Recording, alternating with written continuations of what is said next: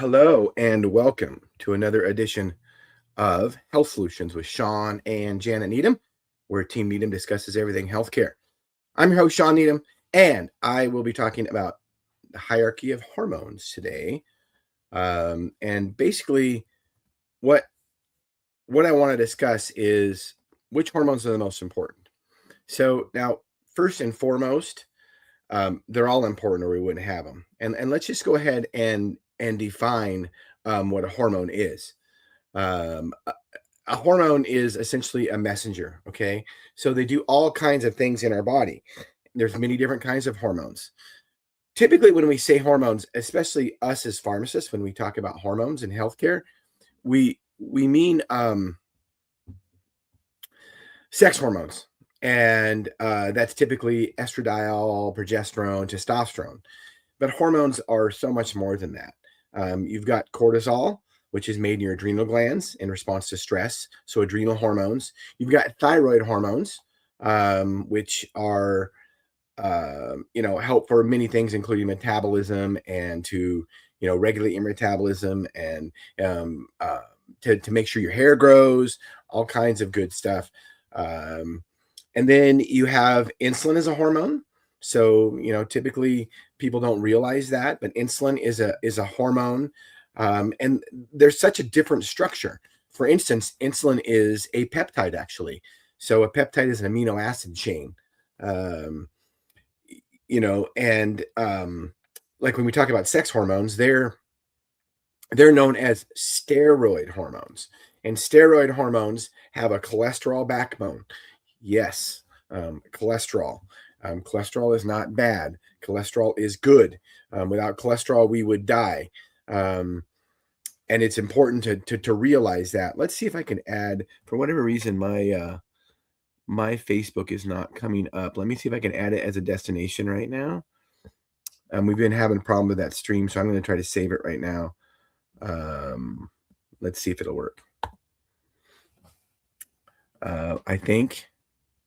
I think we're streaming. I think we're streaming live. It's trying to. Yeah, we're streaming live on my Facebook now.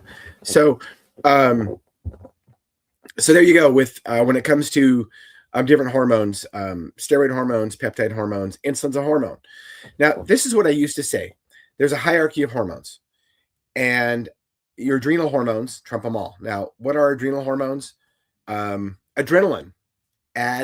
So adrenal means means above, AD means above, and renal means above your kidneys. So your adrenal glands are little pea-sized glands that sit above your kidneys, and they are responsible for helping us respond to stress.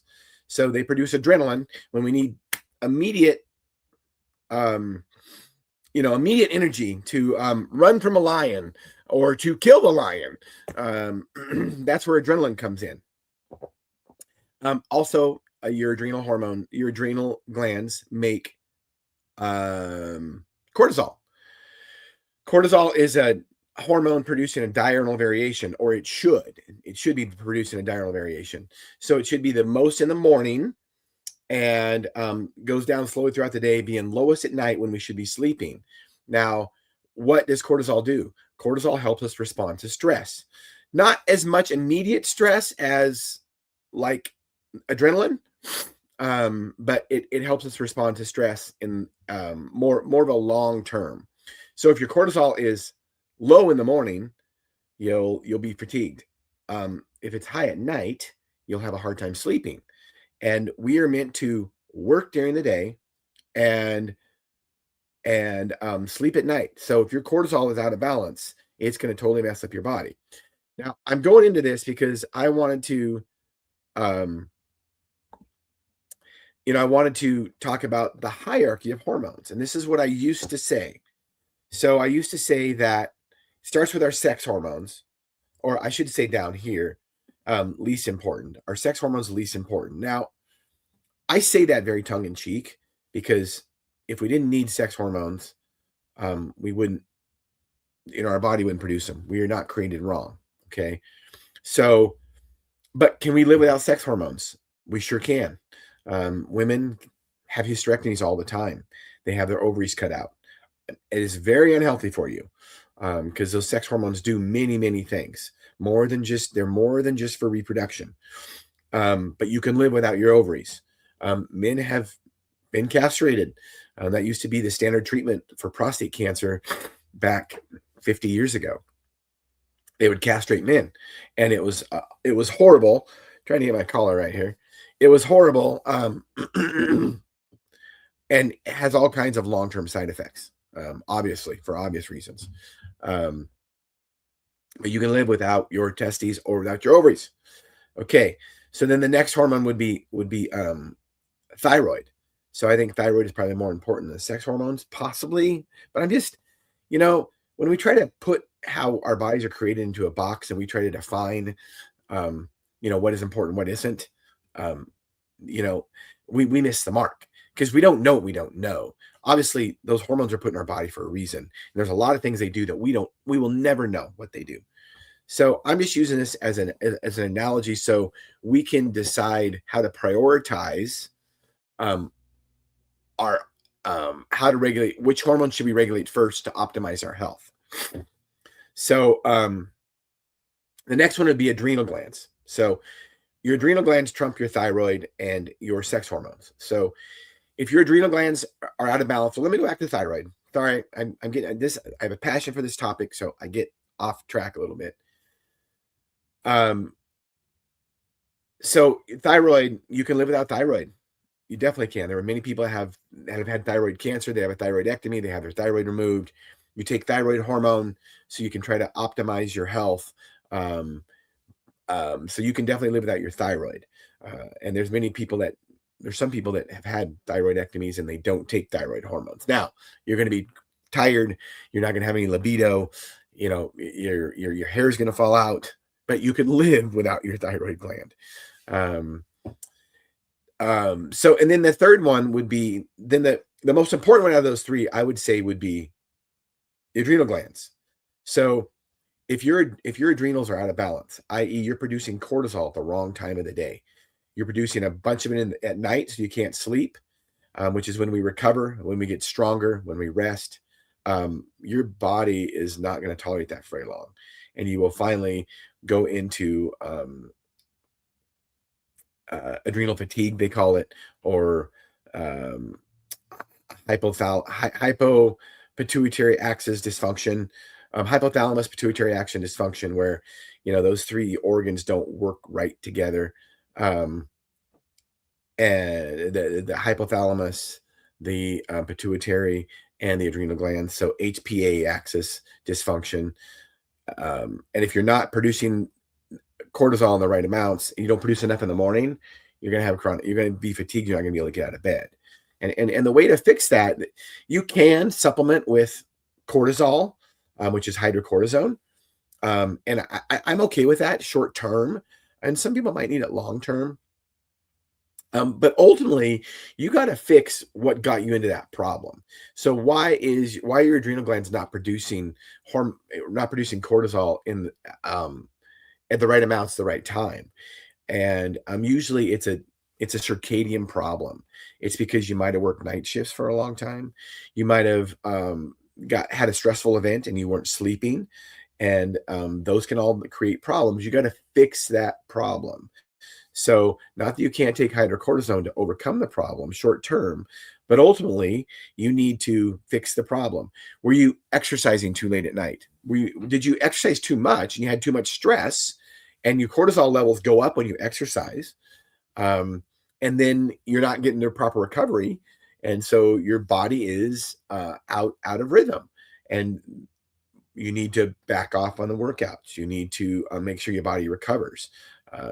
So you need to fix, rather than just taking something, replacing a hormone, you still need to get the other pieces in place in order to have the most optimal effects when you do supplement.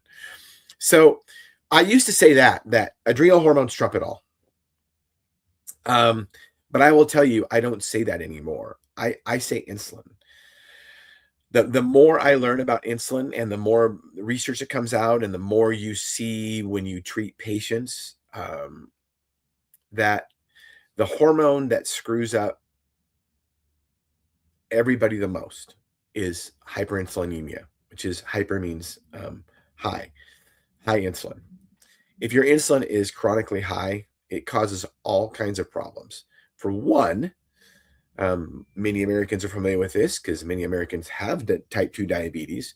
For one, you have type 2 diabetes. So let's just go into what diabetes is. So diabetes mellitus, there's also diabetes insipidus. So I want to clarify that. Diabetes mellitus they also call it sugar diabetes. Yeah, that's a term from 50 years ago. It literally means diabetes diabetes mellitus means honey siphon. So diabetes means siphon. It literally means you're urinating out. And mellitus means sugar or honey in Greek. So it really means you're urinating out sugar. And type 2 diabetics, one of the reasons they do that is because they're eating too much sugar, okay? Now their body responds, their pancreas responds by producing more insulin. So most type 2 diabetics, almost all of them, produce enough insulin. It's just not working anymore. We call it insulin resistance because the insulin is not working at the receptor site. And this causes all kinds of problems. I think type 2 diabetes is what's causing most of the health problems in America. Now, here's the thing. Many people will say that they don't, many people, and they'll go to the doctor and they're 100 pounds overweight. They're metabolically unhealthy. It's obvious by looking at them in the mirror. And I'm just going to clarify that again. Let me say that again. The mirror test is very, very important. Okay. I think it's more important than any lab test that you can take. I think it's more important than any imaging you can get. Look at the mirror. A physical exam and the mirror test, which is part of a physical exam, I guess, is more important than any of those other diagnostic tools. And we hear it all the time. Somebody goes into the doctor and they're 100 pounds overweight. It's obvious they're type 2 diabetic, but their blood sugars are fine, right? Their blood sugars are below 120 or whatever the magic number is now. So the doctor says, well, you don't have diabetes. You're just fine. But I guarantee you, and I've seen this in a man that was over 700 pounds. They told him he didn't have diabetes, so he didn't qualify for bariatric surgery to be paid for by the state. It's obvious he has type 2 diabetes. He's 700 pounds, right? But his pancreas was still working well. So he was producing a whole bunch of insulin, but his blood sugar was still not in the diabetic range. So the doctors told him he didn't have diabetes. Well, let me tell you this. I don't guarantee very many things, but I would almost guarantee this. If you would have checked that man's his fasting insulin level, it would have been well over 50. And to have a good fasting insulin level, you want it to be less than 5. Okay. So we're looking at the wrong numbers to look at type 2 diabetes. And a fasting insulin level will catch diabetes 10 years before a fasting glucose.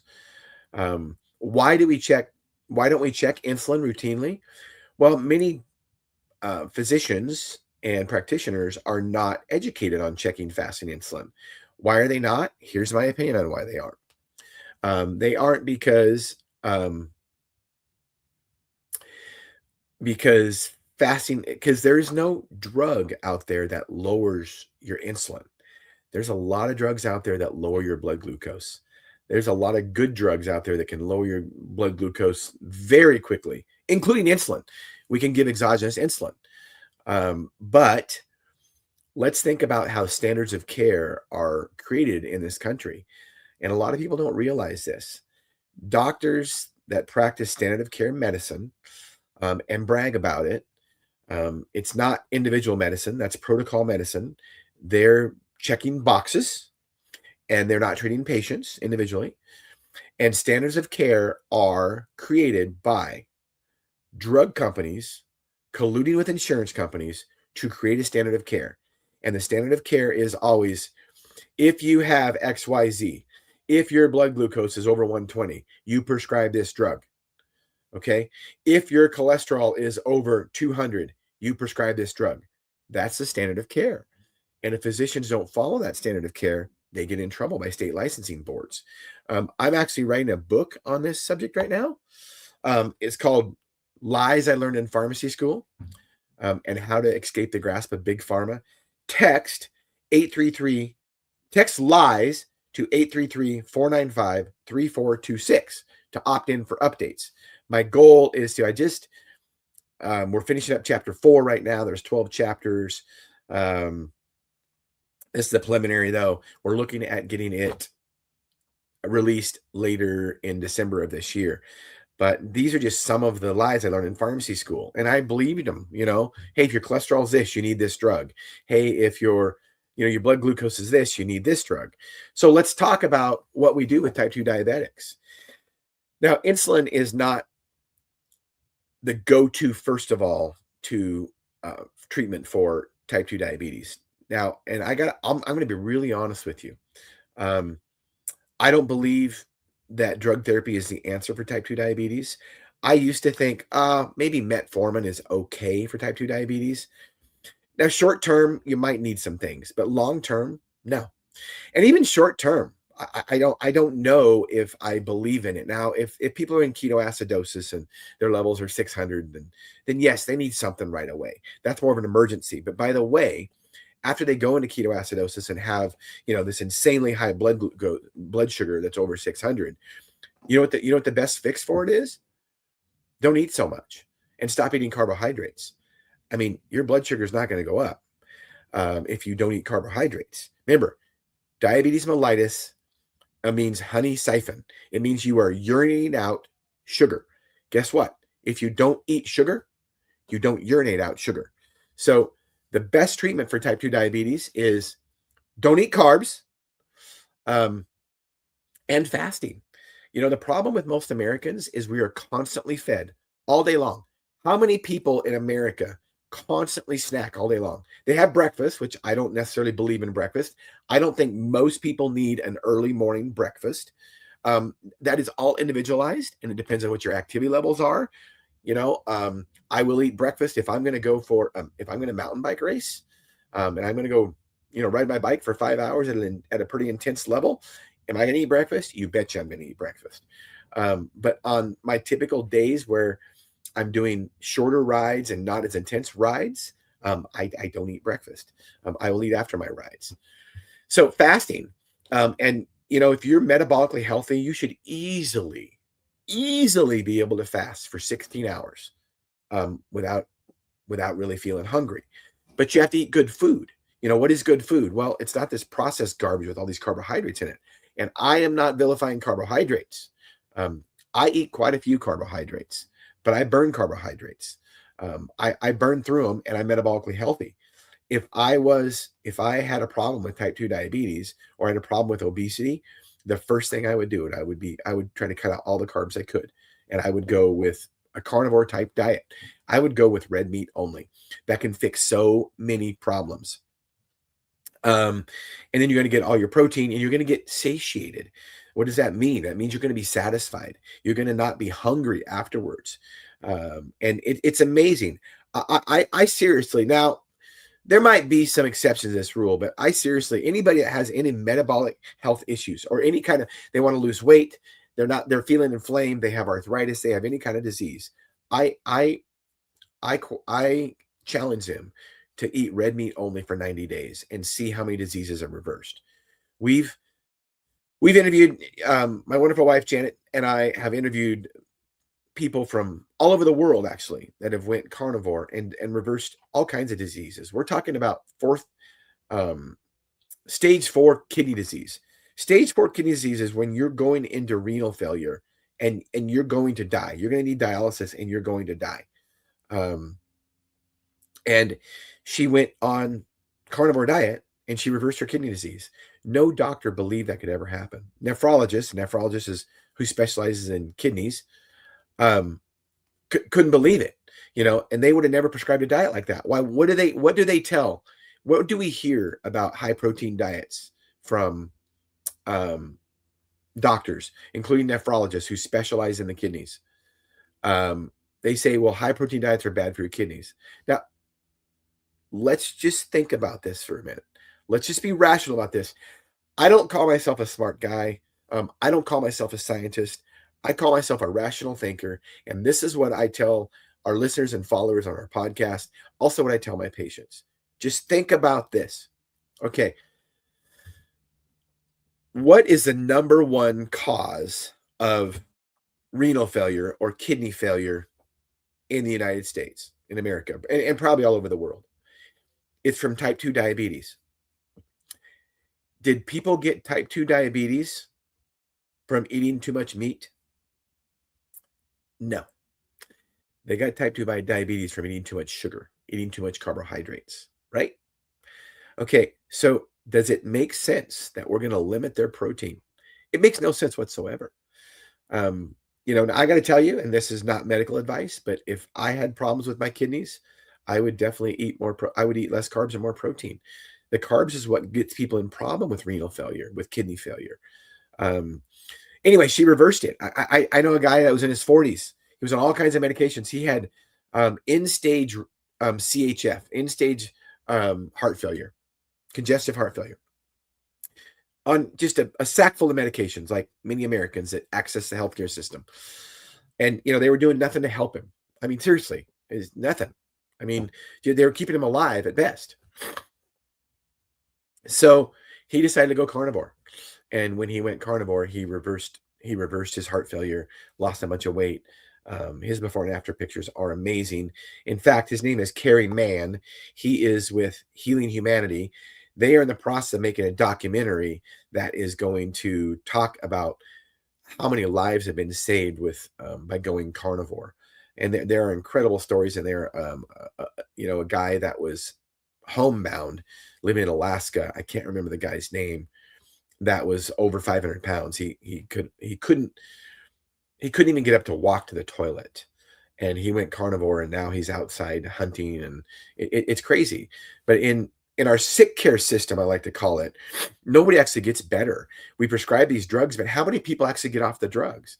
And that's the one thing that you should question your doctor about when he or she prescribes a drug for whatever disease it is. So how long am I going to have to take this? What's the goal of getting off this? Most of them will say, oh, you got type 2 diabetes. You're going to have it the rest of your life. That's a lie. Type 2 diabetes is reversible. Any doctor that says that is either ignorant or they're lying. Now, and here's how you can prove that. If you have type 2 diabetes, fast for 24 hours. Now, this is not medical advice. I'm just using an example. And if you're on insulin or anything that will cause hypoglycemia, your blood sugar to get too low, do not do this. And either way, monitor your blood sugars regularly.